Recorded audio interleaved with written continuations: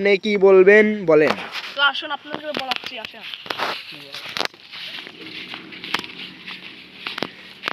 এই যে একটা নদী, পচা নদী, এখান দিয়ে আগে জাহাজ চলাফেরা করতো, এখন একটা নৌকা চলাফেরা করতে পারে না। ঠিক আছে, সরকারের কাছে আবেদন রইলো এই নদীটার জন্য আগের থেকে জীবন্ত করে দেয়।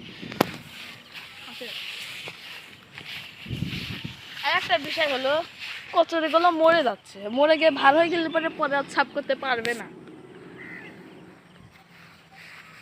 আছেন আছেন। তো আপনাদের আর একটা আবেদন রইলো, ওই যে দূরে একটা ব্রিজ দেখতে পাচ্ছেন, ওই ব্রিজটা কিন্তু অনেক বড় ছিল।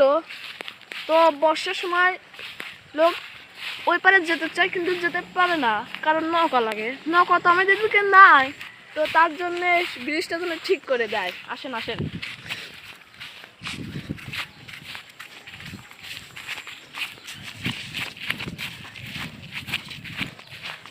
তো ব্রিজের ঠ্যাং ভেঙে ভেঙে গিয়েছে, আপনাদেরকে দেখাচ্ছি, আসেন।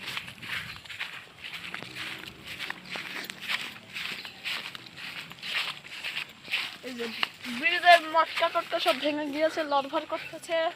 তো আপনারা দেখতে পাচ্ছেন, এই যে লড়ভর আর একটু উপরে আসে।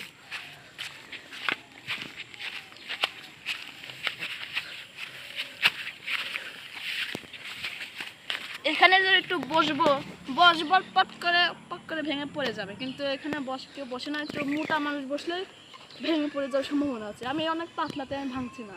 তো আসেন ব্রিজ এবার উঠে দেখাই। আরে যে একটা ছোট বাচ্চা ব্রিজ এবার উঠবে এইভাবে, ওই উঠতে পারে পরে এখানে একদম পড়ে পড়ে কোনো অন্যায় হয়ে যায়। তাই সরকারের কাছে আবেদন রইলো এই ব্রিজটা যেন ঠিক করে দেয়। আর বর্ষাকালে আসলে ছাত্ররা অনেক আনন্দ করে, ফুর্তি করে, তার জন্য ব্রিজটা যেন ঠিক করে দেয়। তো আপনাদের কাছে এটা আবেদন হলো। আসসালামু আলাইকুম।